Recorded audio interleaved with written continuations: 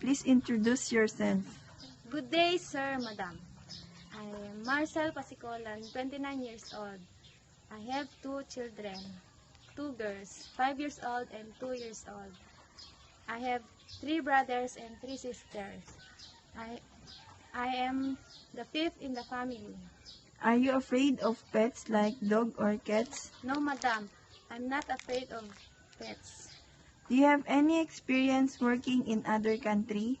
No, madam, I don't have experience in other country, but I have experience here in the Philippines in 2 years.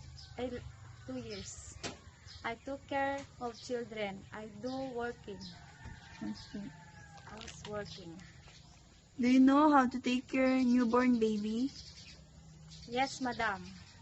Do you know how to take care elderly? No, madam. I don't know how to take care elderly, but I'm willing to learn.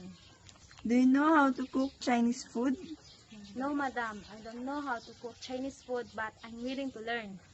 If you come to Hong Kong, who take care of your children? If I will come to Hong Kong, my mother and my husband take care of my children. Do you like to work with other maids? Yes, madam. Would you mind if your holiday will fixed by the employer? Yes, madam. Can you sing children's song? I have 2 hands, the left and the right. Hold them up, so clean and bright.